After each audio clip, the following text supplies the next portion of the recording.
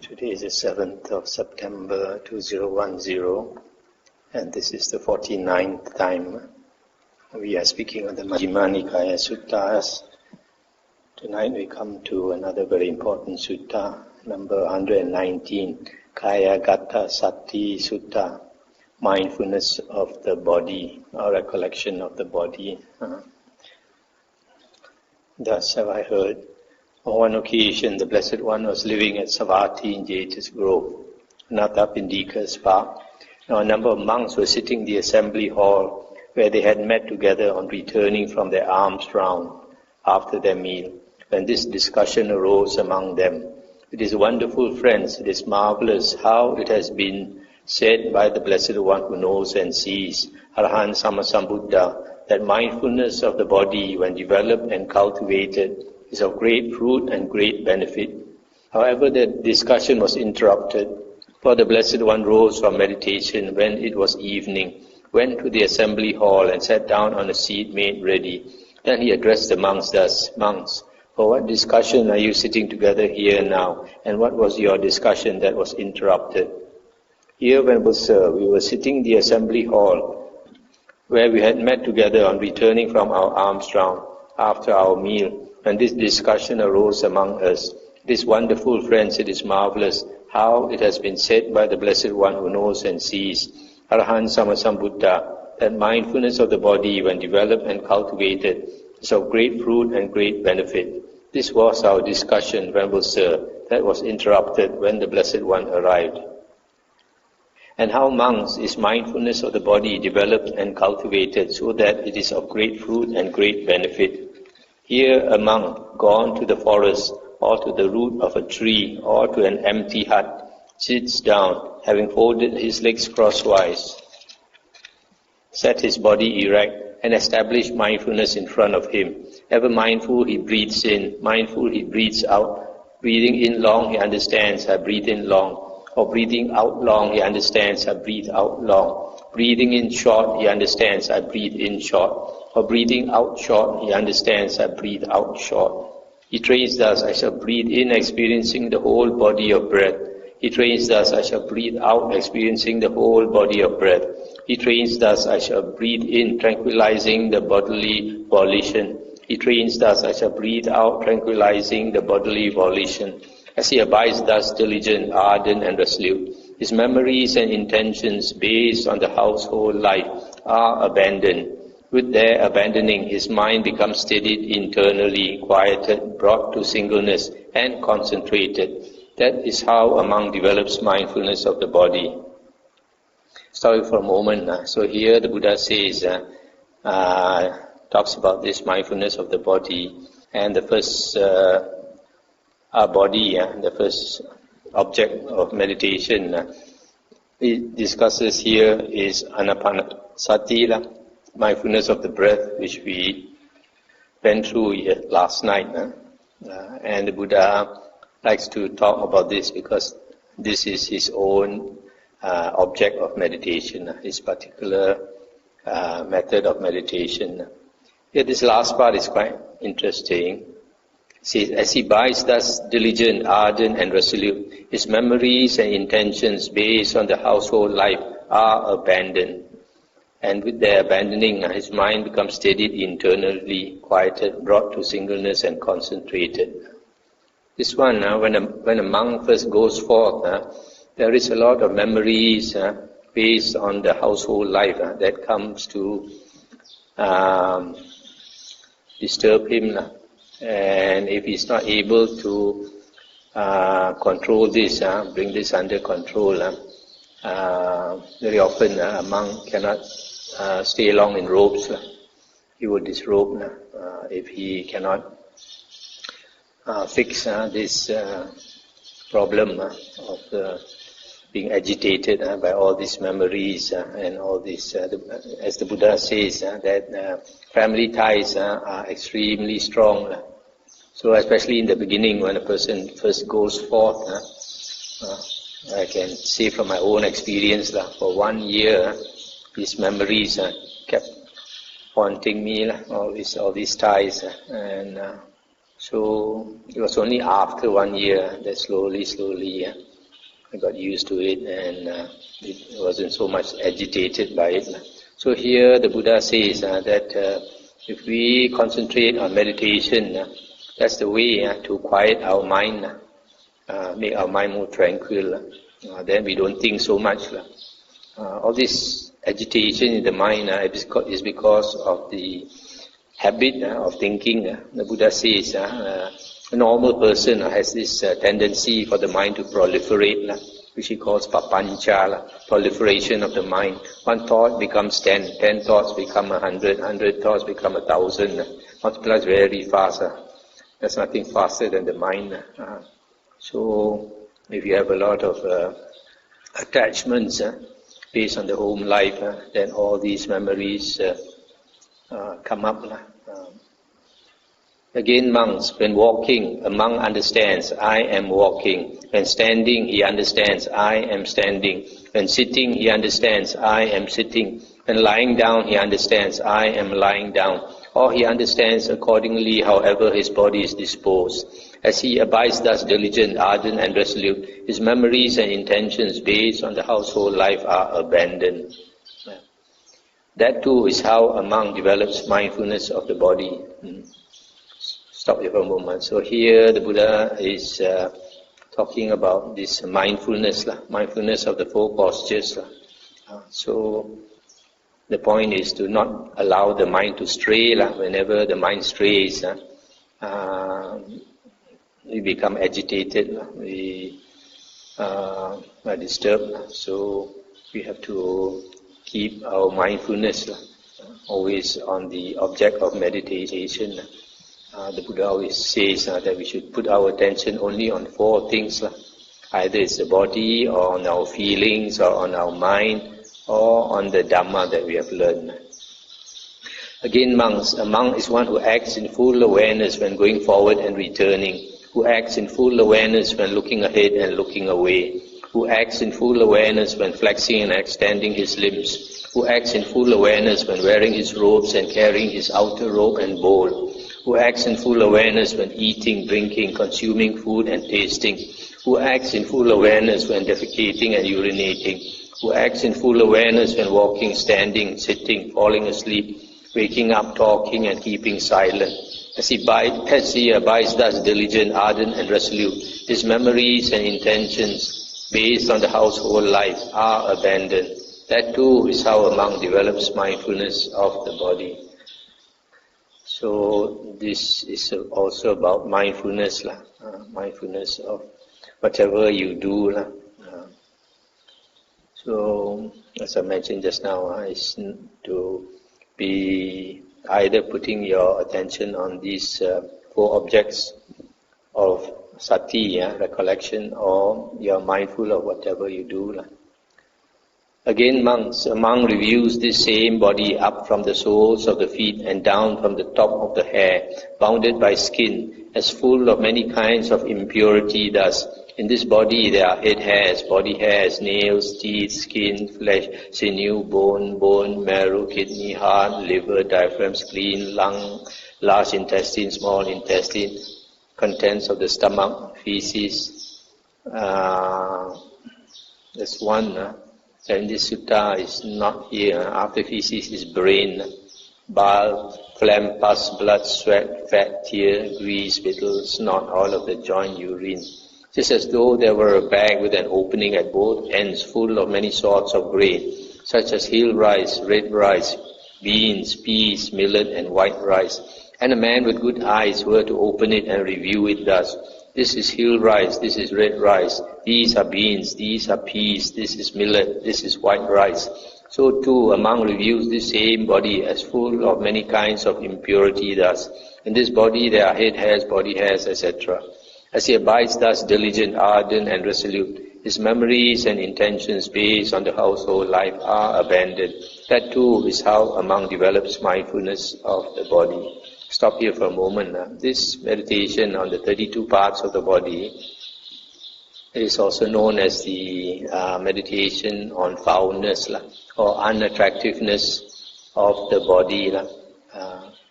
Normally, we are so used to seeing the outside of a body. When we look at any body, we either say it's handsome or beautiful or ugly, just based on the outside. As they say, beauty is skin deep. So we don't see the inside. When we recite these parts of the body frequently, then we remember all these parts of the body. So then when we look at the body, these parts of the body come up, and the body doesn't become so attractive anymore. So this meditation, there are two purposes. One is to reduce this sensual lust, and another one is to build up our concentration. So this chanting of these 32 parts of the body, either we do slow or we do fast. If we do slow, then we contemplate one by one these parts of the body,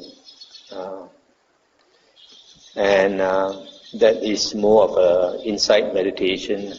And if we do fast, then we don't think about the parts of the body. We just chant quickly, head, hair, body, hair, nails, teeth, skin, flesh, sinew, bone, marrow, kidney, heart, like that. So that is a concentration exercise to keep our mind from running. And if you want to chant slowly and understand the parts, then you can do like what I did. Ask somebody to go and buy the pig organs, because a lot of the pig organs are very similar to human organs, like the heart, the lung, the spleen, and all these things. So you take those organs, you look at it, you know what it looks like. Then you touch it, you know it's hard or soft. All this, so that when you chant one by one slowly, you can picture it, you can understand it. You can understand it better, so it's easier to picture it.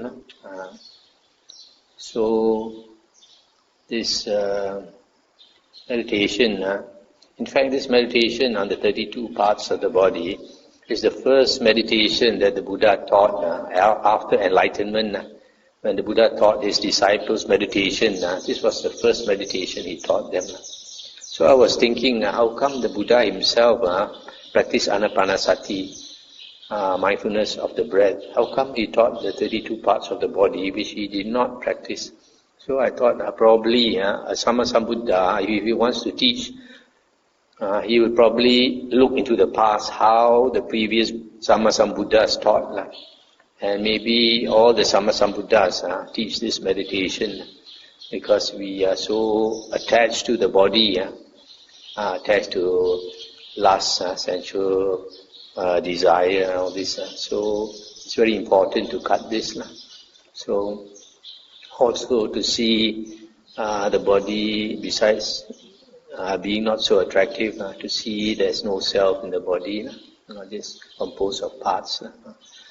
So that's why, because it's a very important meditation, probably all Sammasambuddhas teach this as the first meditation. Only later, when remember Ananda requested that he taught anapanasati. So this is a very important meditation. Again, monks, a monk reviews this same body, however it is placed, however disposed, as consisting of elements thus. In this body there are the earth element, water element, fire element, and air element. Just as though a skilled butcher or his apprentice had killed a cow and was seated at the crossroads with it cut up into pieces, so too a monk reviews this same body, however it is placed, however disposed, as consisting of elements thus. In this body there are the earth element, the water element, the fire element, and the air element. As he abides thus diligent, ardent, and resolute, his memories and intentions connected with the household life are abandoned. That too is how a monk develops mindfulness of the body. Stop here for a moment. So here another meditation method is to consider the body as made up of the four great elements, earth, water, fire, wind, or air. And as I mentioned before, these four elements refers to the perception of our body. The earth element refers to the hardness, perception of hardness. Whatever is hard is considered the earth element. So inside the body, like the bones are hard. In fact, the first half of the 32 parts of the body deals with the earth element, the organs, like head hair, body hair, nails, teeth, skin, flesh, sinew, bone marrow, maybe not so hard, kidney, liver, spleen, lung, and all these things. So the earth element refers to the elements which are hard or relatively hard. The water element refers to the blood, the tears, spittle, snot, all of the joint, urine and all that. Fire element refers to the heat in us. The heat helps to digest our food and make things mellow, age and all that. The air element is the wind element in us that makes the gases move in our bowels, intestines, that makes the blood flow, etc. So this is another type of meditation on the body, looking into the elements of the body. Again, monks, as though he were to see a corpse thrown aside in a charnel ground, 1, 2 or 3 days dead, bloated, livid and oozing matter. A monk compares this same body with it thus. This body too is of the same nature. It will be like that. It is not exempt from that fate. As he abides thus diligent, the memories and intentions based on the household life are abandoned. That too is how a monk develops mindfulness of the body. Again, as though he were to see a corpse thrown aside in a charnel ground, being devoured by crows, hawks, vultures, dogs, jackals, or various kinds of worms. A monk compares this same body with it thus. This body too is of the same nature. It will be like that. It is not exempt from that fate. As he abides thus diligent, etc., that too is how a monk develops mindfulness of the body. Again, as though he were to see a corpse thrown aside in a charnel ground, a skeleton with flesh and blood held together with sinews, and then later a fleshless skeleton smeared with blood held together with sinews, and later a skeleton without flesh and blood held together with sinews, and later a disconnected bone scattered in all directions, here a hand bone, there a foot bone, here a shin bone, there a thigh bone, here a hip bone, there a backbone, here a rib bone, there a breastbone, here an arm bone, there a shoulder bone, here a neck bone, there a jaw bone, here a tooth, there the skull. A monk compares this same body with it thus. This body too is of the same nature. It will be like that. It is not exempt from that fate. As he abides thus diligent, etc., that too is how a monk develops mindfulness of the body. Again, as though he were to see a corpse thrown aside in a charnel ground, bones bleach white, the color of shells, bones heaped up more than a year old, bones rotted and crumbled to dust. A monk compares this same body with it thus. This body too is of the same nature. It will be like that. It is not exempt from that fate. As he abides thus diligent, etc., etc., that too is how a monk develops mindfulness of the body. So this part is about the different stages of corpse decay, starting with a fresh corpse, about 3 days dead. You consider, I think some of you have seen some people who have died. If you have gone for funerals, you would have seen the body in a coffin, just like here, bloated, livid, oozing matter. So smelly. But of course nowadays they don't make they put all the dry ice and all that. It's not smelly and all that. Not bloated and all that. But we consider like sometimes a dog has died by the roadside. Then you see slowly becomes bloated. Then after a few days, the skin will break, and then you see all the matter oozing out, and slowly you can see all the maggots full of maggots. So the human corpse is also like that. So here is described all the various stages of decay of a corpse. And the Buddha advises to consider that our body is one day is going to face the same fate. We cannot run away from this fate. So it's because the body is going to die one day. So the Buddha is telling us, don't be attached to it. If you are attached to it, then either your own body or the body of someone else, and when it dies, you are going to suffer because of attachment. This meditation, very few people want to practice this meditation, but it's a very good meditation to see non-self, to see that this body is so impermanent. One day is here, one day is no more around.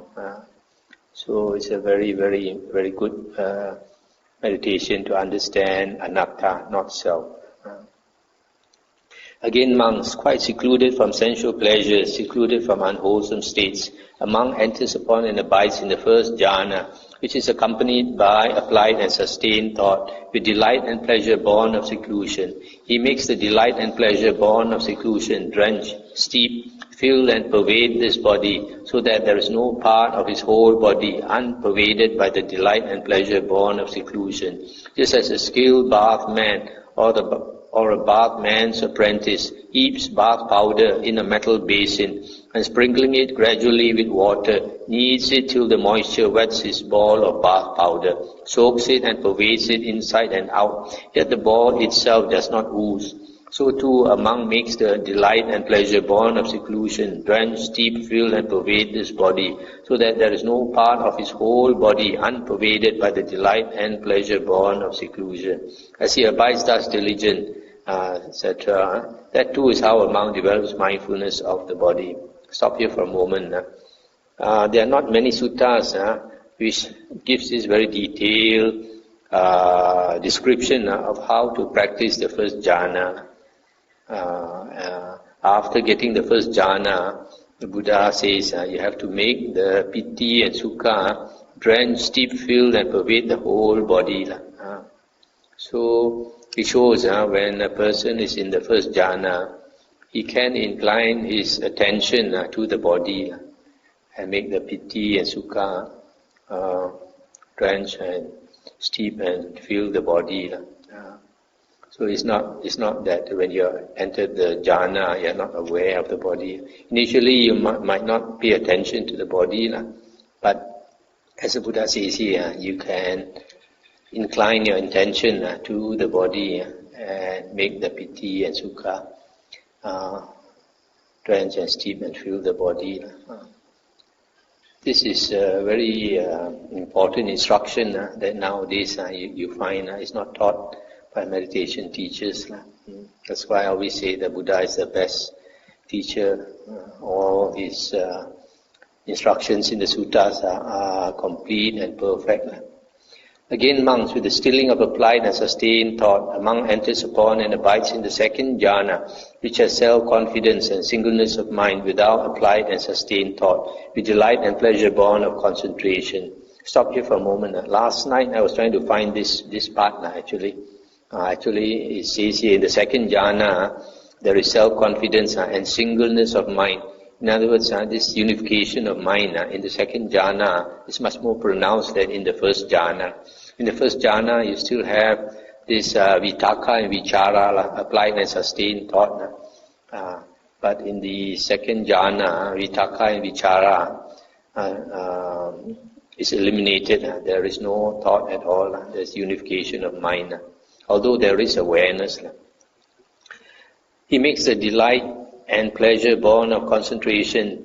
You see, this delight and rapture and pleasure is born of concentration. Drench, steep, fill and pervade this body, so that there is no part of his whole body unpervaded by the delight and pleasure born of concentration. Just as though there were a lake whose waters welled up from below, and it had no inflow from east, west, north or south, and would not be replenished from time to time by showers of rain.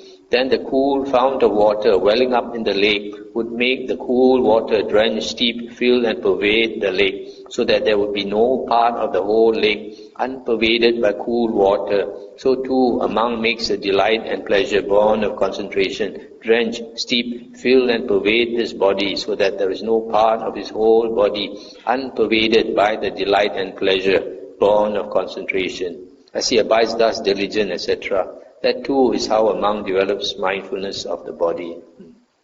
Again, monks, with the steep fading away as well of delight, a monk abides in equanimity and mindful and fully aware.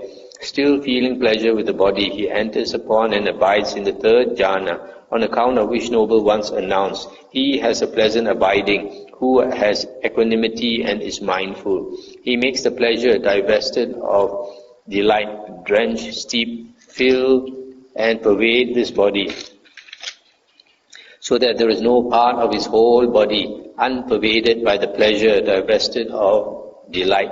Just as in a pond of blue or white or red lotuses, some lotuses that are born and grow in the water thrive immersed in the water without rising out of it, and cool water drenches, steeps, fills and pervades them to their tips and their roots, so that there is no part of all those lotuses unpervaded by cool water.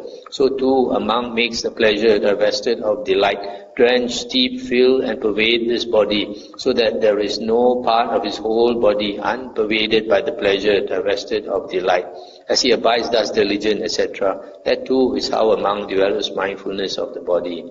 Again, monks, with the abandoning of pleasure and pain, and with the previous disappearance of joy and grief, a monk enters upon and abides in the fourth jhana, which has neither pain nor pleasure, and utter purity of mindfulness and equanimity. He sits pervading this body with a pure, bright mind, so that there is no part of his whole body unpervaded by the pure, bright mind.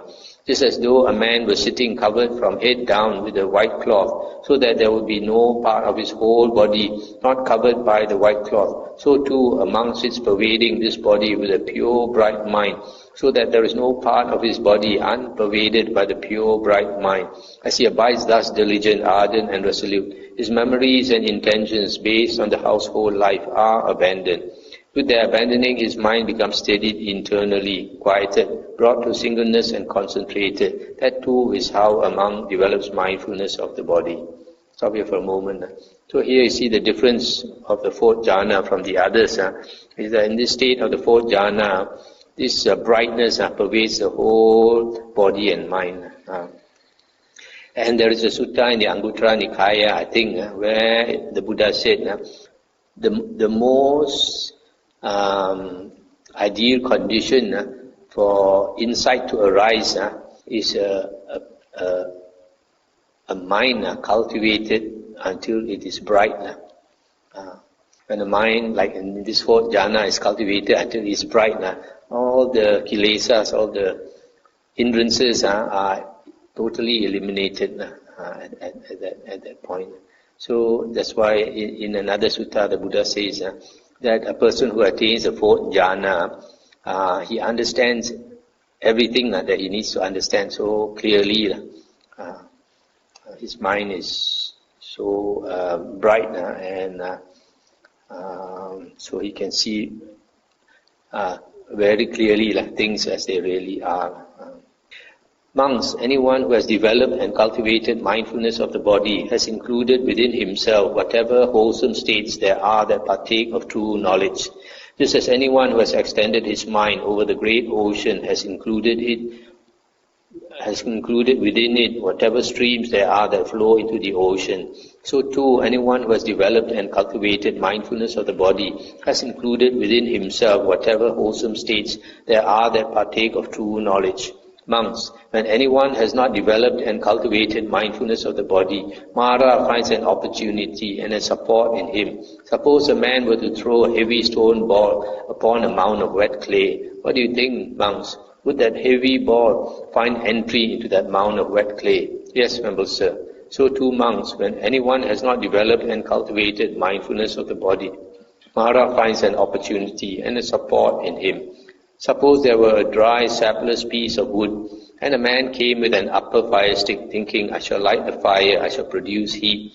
What do you think, monks? Could the man light a fire and produce heat by rubbing the dry, sapless piece of wood with an upper fire stick? Yes, venerable sir. So too, monks, when anyone has not developed and cultivated mindfulness of the body, Mara finds an opportunity and a support in him. Suppose there were a hollow, empty water jug set out on a stand, and a man came with a supply of water. What do you think, monks? Could the man pour the water into the jug? Yes, venerable sir. So too, monks, when anyone has not developed and cultivated mindfulness of the body, Mara finds an opportunity and a support in him. Stop here for a moment. So here the Buddha says, if someone has not developed mindfulness of the body to the extent of attaining the jhanas, then his mind is very weak, and Mara can find an opportunity to overcome him. Mara is always looking for an opportunity and always tempting us with the 5 chords of sensual pleasure. That is Mara's bait. Beautiful forms to see, sounds to hear, etc. Monks, when anyone has developed and cultivated mindfulness of the body, Mara cannot find an opportunity or a support in him. Suppose a man were to throw a light ball of string at a door panel made entirely of hardwood. What do you think, monks? Would that light ball of string find entry through that door panel made entirely of hardwood? No, venerable sir. So too, monks, when anyone has developed and cultivated mindfulness of the body, Mara cannot find an opportunity or a support in him. Suppose there were a wet, sappy piece of wood, and a man came with an upper fire stick, thinking, I shall light the fire, I shall produce heat. What do you think, monks? Could that man light a fire and produce heat by taking the upper fire stick and rubbing it against the wet, sappy piece of wood? No, venerable sir. So too, monks, when anyone has developed and cultivated mindfulness of the body, Mara cannot find an opportunity or a support in him. Suppose set up on a stand there were a water jug full of water right up to the brim so that crows could drink from it, and a man came with a supply of water. What do you think, monks? Could the man pour the water into the jug? No, venerable sir. So too, monks, when anyone has developed and cultivated mindfulness of the body, Mara cannot find an opportunity or a support in him.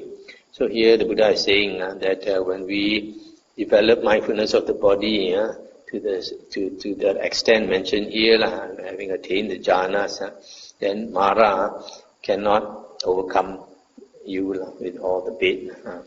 Monks, when anyone has developed and cultivated mindfulness of the body, then when he inclines his mind towards realizing any state that may be realized by direct knowledge, he attains the ability to witness any aspect therein, there being a suitable basis. Suppose, set out on a stand, there were a water jug full of water right up to the brim so that crows could drink from it. Whenever a strong man tips it, would water come out? Yes, venerable sir. So too, monks, when anyone has developed and cultivated mindfulness of the body, then when he inclines his mind towards realizing any state that may be realized by direct knowledge, he attains the ability to witness any aspect therein, there being a suitable basis. Suppose there were a square pond on a level ground, surrounded by an embankment, full of water right up to the brim so that crows could drink from it.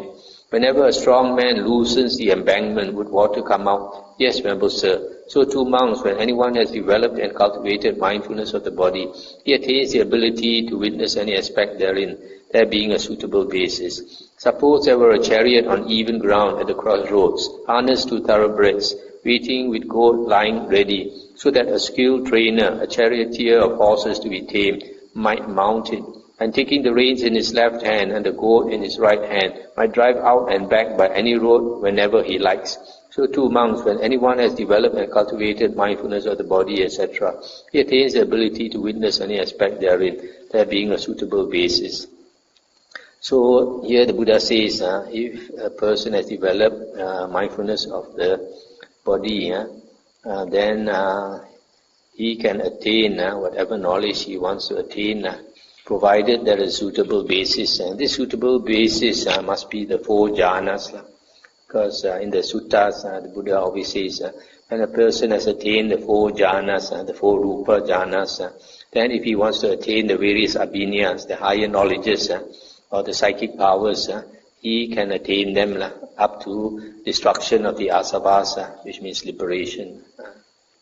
Monks, when mindfulness of the body has been repeatedly practiced, developed, cultivated, used as a vehicle, used as a basis, established, consolidated and well undertaken, these 10 benefits may be expected. What 10? One becomes a conqueror of discontent, and discontent does not conquer oneself. One abides overcoming discontent whenever it arises.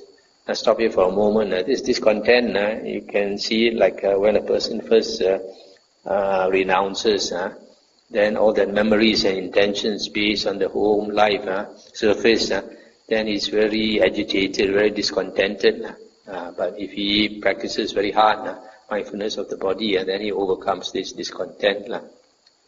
Number 2, one becomes a conqueror of fear and dread, and fear and dread do not conquer oneself. One abides overcoming fear and dread whenever they arise.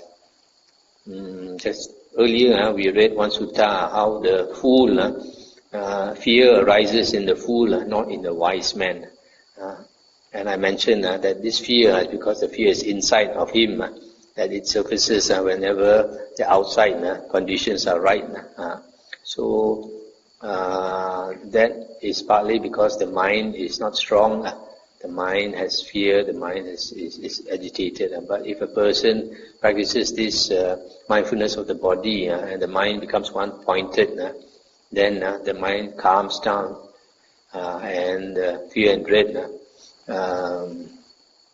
can be overcome because a mind that is one-pointed is a very strong mind, is a very solid mind. It's not easily moved by outside conditions. Number 3, one bears cold and heat, hunger and thirst, and contact with gadflies, mosquitoes, wind and sun, and creeping things. One endures ill-spoken, unwelcome words and arisen bodily feelings that are painful, racking, sharp, piercing, disagreeable, distressing and menacing to life. Stop here for a moment. So here, as I mentioned just now, the mind has attained one-pointedness, then it is stable, it is not easily shaken by outside conditions, all these hunger, thirst, unpleasant words, etc., pain, all this, you can stand much better. That's why I usually tell lay people, in fact I tell everybody if they can, early in the morning when they wake up to practice some meditation. If they practice some meditation, they get a bit of concentration, especially lay people when they go and work, they get a lot of pressure, they get a lot of stress, they get a lot of scolding and all that. And they can take it much better. The mind is more calm. Number 4, one obtains at will without trouble or difficulty the 4 jhanas that constitute the higher mind and provide a pleasant abiding here and now. So this number 4 refers to the 4 jhanas. And after this, the Buddha talks about the 6 abhinya, higher knowledges. One wields the number 5. One wields the various kinds of psychic power. One body becoming many bodies, etc. One can fly like a bird, etc. And then number 6, with the divine or heavenly ear element, which is purified and surpasses the human, one hears both kinds of sounds, the divine and the human, those that are far as well as near. Number 7, one understands the minds of other beings, of other persons, having encompassed them with one's own mind. One understands a mind affected by lust as affected by lust, etc. Number 8, one recollects one's manifold past lives, that is 1 birth, 2 births, 3, 10, 100, 100,000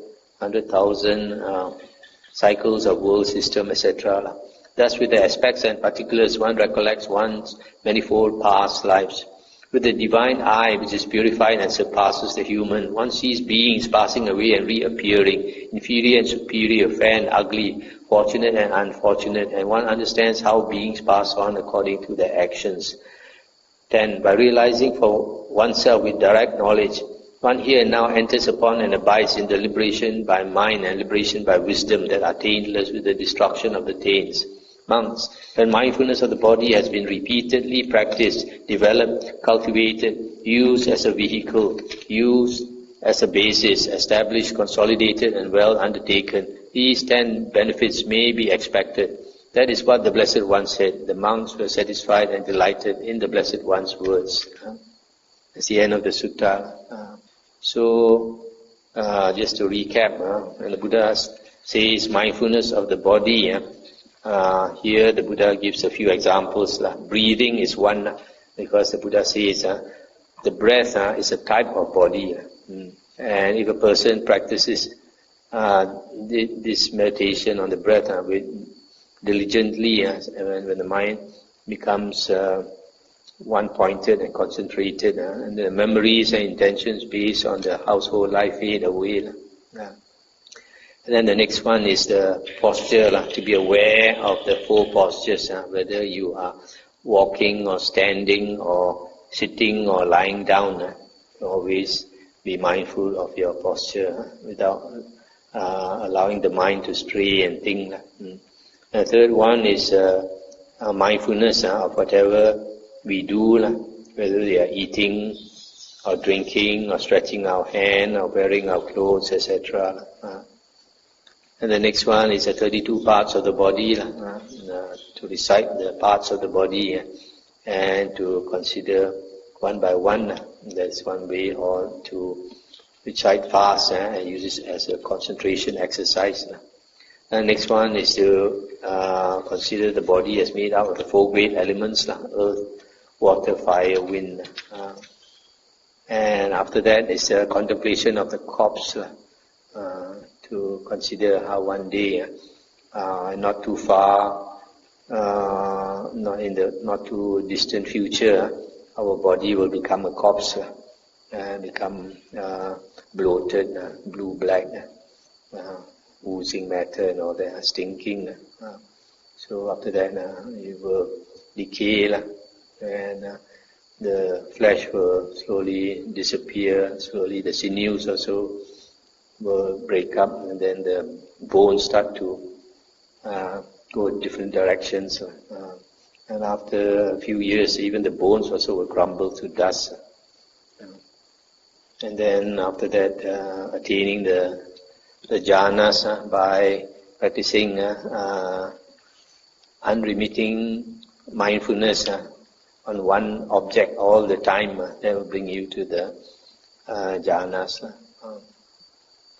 Then, if a person can attain 4 jhanas, then the Buddha says, then you want to incline your mind to realize whatever knowledge you want, you can. And lastly, the Buddha talks about the 10 benefits of constantly practicing mindfulness of the body. So, okay, we have time to move to the next sutta. Majjhima Nikāya 120, Sankharupapatti Sutta. Sankharupapatti Sutta. Here it says reappearance by aspiration. This Sankharupapatti consists of 2 words, Sankhara and Upapatti. Sankhara means volition or intention, and Upapatti means rebirth.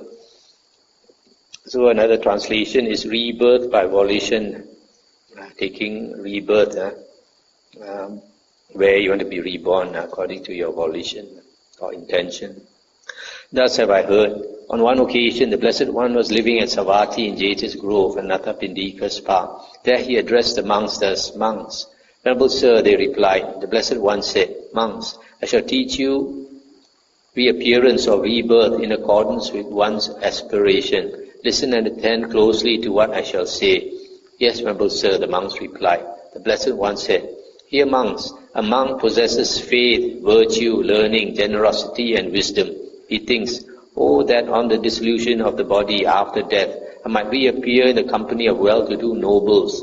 He fixes his mind on that, establishes it, develops it. These aspirations and this abiding of his, thus developed and cultivated, lead to his reappearance or rebirth there. This, monks, is the path, the way that leads to reappearance there. Again, the monk possesses faith, etc. He thinks, oh, that on the dissolution of the body after death, might reappear in the company of well-to-do Brahmins, or in the company of well-to-do householders. He fixes his mind on that. This, monks, is the path, the way that leads to reappearance there." Stop here for a moment. Here the Buddha is talking about if someone wants to be reborn as a high caste human being, In India, they have 4 castes. The first 3 are considered quite high castes. One is the nobles, a warrior caste. The second is the Brahmin caste. And the third is the merchant class. Here is his householders. So, if you want to be reborn in this high caste human birth, the Buddha says these few things are necessary: faith, virtue, learning, generosity, and wisdom. Out of these 5 things mentioned here, when we refer to the previous suttas we have read, the Buddha has said that if 2 persons want to be reborn in the same place, 4 things must be the same. Faith is one, virtue is another, virtue or lack of virtue, and then generosity and wisdom. So here the Buddha has added one more, is learning. Learning is the knowledge of the Dhamma, much learning. So these 5 qualities. Also in some other sutta, the Buddha said that if we want to repay our parents' kindness, we should teach them 4 things. One, to bring them to have faith in the triple gem, Buddha, Dhamma and Sangha. The second one is teach them to cultivate virtue or moral conduct. The third is teach them to be generous and like to be generous. And then the fourth, teach them to have wisdom by exposing them to the Dhamma. So the Buddha says, if we teach our parents these 4 things, then we repay our parents' kindness, which is very hard to repay. In fact, the Buddha says, if you teach them these 4 things, then you more than repay your parents' kindness. So those are the 4 things, but here the Buddha adds one more, much learning of the Dhamma. So if we have these 5 qualities, then we want to have a good human rebirth, we can have in the next life. Again, a monk possesses faith, virtue, learning, generosity and wisdom. He hears that the gods of the heaven of the 4 great kings. Stop here for a moment. There is a sutta I forgot to mention, I think in the Anguttara Nikāya, where the Buddha says that 2 things are basic for rebirth back as a human being. One is charity or generosity, the other one is moral conduct or virtue. And the Buddha mentioned in that sutta that if a person develops these 2 things, generosity and moral conduct to a very low degree, it's very likely that he comes back as a human being in the next birth, but with very little luck, not under good circumstances. And if he develops these 2 things, generosity and moral conduct, to a medium degree, very likely he will come back as a human being with much luck, with much under very favorable circumstances. He'll be born, for example, with a healthy body, looking good, and in a rich family, and he can make his fortune very easily. And then these 2 things, if he develops it to a high degree, generosity and moral conduct, then it's very likely that he will be reborn in heaven, the Buddha says. In other words, if a person does not develop generosity and this moral conduct, like a lot of humans don't do, then they have no chance of coming back as a human being or going to heaven. They'll be born in the woeful plains of rebirth. Okay, come back to this paragraph 6. Again, a monk possesses faith, virtue, learning, generosity and wisdom. He hears that the gods of the heaven of the 4 great kings are long-lived, beautiful and enjoy great happiness. He thinks, oh, that on the dissolution of the body after death, I might reappear in the company of the gods of the heaven of the 4 great kings. He fixes his mind on that. This, monks, is the path, the way that leads to reappearance there. Again, a monk possesses faith, etc. He hears that the gods of the heaven of the 33, or the Yama gods, or the gods of the Tusita heaven, or the gods who delight in creating, or the gods who wield power over others' creations, are long-lived, beautiful, and enjoy great happiness. He thinks, oh, that on the dissolution of the body after death, I might reappear in the company of those gods. He fixes his mind on that. This, monks, is the path that leads, the way that leads to reappearance there. So here, the Buddha is talking about taking rebirth in the sixth sensual desire realm. Every world system, there are three realms. The sensual desire realm, and then above that is the form realm, and above that is the formless realm. So in the sensual desire realm, all beings are dominated by sensual lust. So you have male and female beings. So there are 6 heavens there, and the Buddha says, if a person has these 5 qualities, and he aspires to be reborn in those heavens, he can, referring back to the last sutta I mentioned, that a person who wants to be reborn as a human or a heavenly being needs to develop this generosity and moral conduct. So if that same person wants to be reborn in the heavens, then he has to practice these two to a high degree, generosity and moral conduct. Again, a monk possesses faith, etc. He hears that the Brahma of 1,000 is long-lived, beautiful, and enjoys great happiness. Now the Brahma of 1,000 abides intent on pervading a world system of 1,000 worlds, and he abides intent on pervading the beings that have reappeared there. Just as a man with good sight might take a gall nut in his hand and review it, so the Brahma of 1,000 abides intent on pervading a world system of 1,000 worlds, and he abides intent on pervading the beings that have reappeared there. The monk thinks, oh, that on the dissolution of the body after death, I might reappear in the company of the Brahma of 1,000. He fixes his mind on that. This, monks, is the path, the way that leads to reappearance there.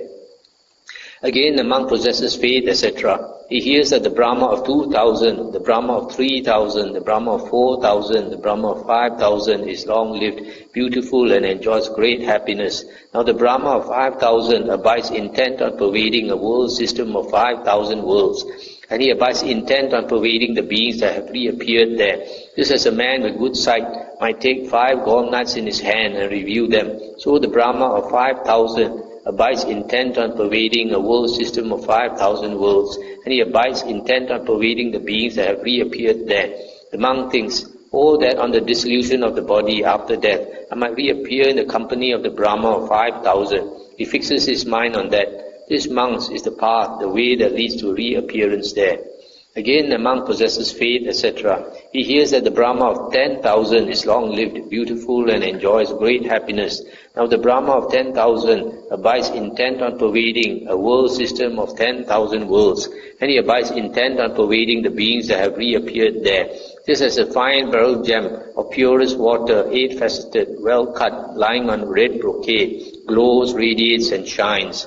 So the Brahma of 10,000 abides intent on pervading a world system of 10,000 worlds, and he abides intent on pervading the beings that have reappeared there. The monk thinks, oh, that on the dissolution of the body after death might reappear in the company of the Brahma of 10,000. He fixes his mind on that. This, monks, is the path, the way that leads to reappearance there. Again, a monk possesses faith, etc. He hears that the Brahma of 100,000 is long-lived, beautiful, and enjoys great happiness. Now the Brahma of 100,000 abides intent on pervading a world system of 100,000 worlds, and he abides intent on pervading the beings that have reappeared there. This as an ornament of finest gold, very skillfully wrought in the furnace by a clever goldsmith, lying on red brocade, glows, radiates, and shines. So the Brahma of 100,000 abides intent on pervading a world system of 100,000 worlds, and he abides intent on pervading the beings that have reappeared there. The monk thinks, oh, that on the dissolution of the body after death, I might reappear in the company of the Brahma of 100,000. He fixes his mind on that. This, monks, is the path, the way that leads to reappearance there. Stop here for a moment. So here the Buddha is talking about the Brahma, the Brahma heaven. These Brahmas, they are beings in the lowest form realm. Just now I mentioned that the form realm is higher than the sensual desire realm. And generally, for a being to be reborn in the form realm, you have to attain the form or rupa jhana. You have to attain the rupa jhana, form jhana. And there are four stages, 4 levels of this jhana. First jhana, second jhana, third jhana, and fourth jhana. So Brahma is in the lowest, the first jhana. So one of the necessary conditions to be reborn as Brahma, I would assume that a person must have attained the first jhana, besides having the faith and generosity and wisdom and all that. So the other thing is, as mentioned here, these Brahmas, they are beings of light. They're just like a ball of light, like the sun. But surprisingly, the brightness is much brighter than our sun. So here it talks about world system. The Buddha says every sun is one world system. Every sun. So every sun, every star that we see in the sky, there's a possibility that there are humans there. So the thing is so far away, we still haven't found that out. So the lowest Brahma, his light is so powerful, it can shine to 1,000 stars, can pervade, can go as far as 1,000 stars, 1,000 world systems are lighted up by this Brahma of 1,000. And the most powerful is a Brahma of 100,000. This Brahma of 100,000, his light is so powerful, it can reach 100,000 world systems, 100,000 stars. So those who have brighter light, I guess when they were human beings, they developed the first jhana to a higher degree. There's one sutta, the Buddha says that these heavenly beings, their psychic powers were not obtained in heaven. The psychic powers were all obtained on the human realm. So if you want to be a deva with a lot of powerful psychic power, then you have to work very hard now as a human being. This here is where we do the work, and then you are reborn in that heaven, having all that kind of psychic power, that bright light and all that. One thing about this, here you find the Buddha talks about the Brahma, and later books they talk about the Maha Brahma, and then they talk about the ministers of Brahma, Purohita Brahma, and then they also talk about Brahma's retinue, Parisaja Brahma. But here the Buddha does not mention about these Brahmas being divided into 3 levels. The only difference is the brightness. Okay, again among possessors faith, etc., virtue, etc., he hears that the gods of radiance, the gods of limited radiance, the gods of immeasurable radiance, the gods of streaming radiance, the gods of glory, the gods of limited glory, the gods of immeasurable glory, the gods of refulgent glory, the gods of great fruit, the Aviha gods, the Atapa gods, the Sudasa gods, the Sudasi gods, the Akanita gods are long-lived, beautiful and enjoy great happiness. He thinks, oh, that on the dissolution of the body after death, I might reappear in the company of the gods. He fixes his mind on that. This, monks, is the path, the way that leads to reappearance there. I'll stop here for a moment now. So here, the Buddha is talking about the second jhana heaven, the third jhana heaven, and the fourth jhana heaven. The second jhana heaven is called the Abhasara, the gods of radiance. Radiance here is a translation for Abhasara. And here is mentioned that these gods of radiance, there are 3 levels. You have the limited radiance, the immeasurable radiance, and the streaming radiance. So this second jhana heaven, there are 3 levels. And the third jhana heaven is the gods of glory. Gods of limited, there are 3 levels. Limited glory, immeasurable glory, and refulgent glory. So the third jhana heaven, there are 3 levels. And then the fourth jhana heaven begins with these gods of great fruit. It's called the Vihappala heavens, Vihappala, gods of great fruit. Then after that, there are 5, the Aviha, Atappa, Sudasa, Sudasi, and Akanita. These 5 belong to what is called the Sudavasa, pure abodes. This Sudavasa, only Anagamins are reborn there. If you are not an Anagamin, you cannot be reborn in these 5 heavens. So, that means there are not many gods there. It's hard to be reborn there. And if you are reborn there, you after that, when you pass away, there are 5. Why are there 5 levels there? Because there are some of them, they're born in the lower level of these 5. After they pass away, they go to a higher level. After they pass away, they go to a higher. So some of them, they pass to 5 heavens before they enter Nibbana. Some they pass to 4 heavens and they enter Nibbana. Some 3 heavens, some 2, some 1, and then they enter Nibbana. So these are the pure abodes that only Anagamins are reborn. And also, I like to mention here, later books, like commentaries and all that, they added this asanya satta, the beings without perception. That means they only have a body, but no perception and no consciousness. The commentaries and other books, they put them in this 4th jhana heaven. These beings, asanya satta, are mentioned by the Buddha in certain suttas. But the Buddha did not mention which level of heaven they are in. But it is possible that they might be in the 4th jhana heaven. Again, the monk possesses faith, virtue, etc. He hears that the gods of the base of infinite space, the gods of the base of infinite consciousness, the gods of the base of nothingness, the gods of the base of neither perception nor non-perception are long-lived, long-enduring, and enjoy great happiness. He thinks, that on the dissolution of the body after death might reappear in the company of the gods of the base of whatever. He fixes his mind on that, establishes it and develops it. These aspirations and this abiding of his, thus developed and cultivated, lead to his reappearance there. This, monks, is the path, the way that leads to reappearance there. Stop here for a moment. So this is talking about the 4 levels of the formless realm. The formless realm, you can only be reborn there if you have attained the formless jhanas, arupas. In the suttas they are called arupas. In the Visuddhimagga they call them arupa jhanas. So this you have to attain this these meditations, these arupas, where the mind opens up. Becomes a boundless space or boundless consciousness or nothingness or neither perception or non-perception. Then only you can be reborn there. Again, the monk possesses faith, virtue, learning, generosity and wisdom. He thinks, that by realizing for myself with direct knowledge, I might here and now enter upon and abide in the liberation by mind and liberation by wisdom that are taintless with the destruction of the taints.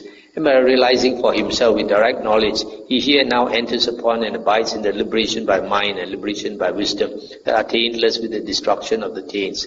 Monks, this monk does not reappear anywhere at all. That is what the Blessed One said. The monks were satisfied and delighted in the Blessed One's words.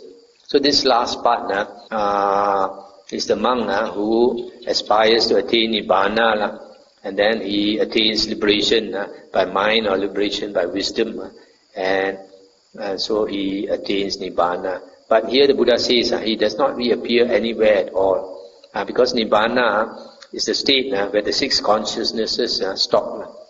A normal living being would have these 6 consciousness, the eye consciousness, ear consciousness, nose, tongue, body, mind consciousness. But in the state of parinibbana, after the Arahant passes away, these 6 consciousness stops. And because the Arahant has finished his work. Unlike what the Mahayana books say, the Arahant has not finished his work. It's completely contradictory to the early suttas. So this sutta, the Buddha only mentions that if you have faith, learning, virtue, generosity and wisdom, you can aspire, make the wish to be reborn in all these good states. But the Buddha didn't say that there are other conditions that you must attain all these jhanas and arupa jhanas and all that. Besides having these 5 conditions. Okay, I think we stop here for tonight.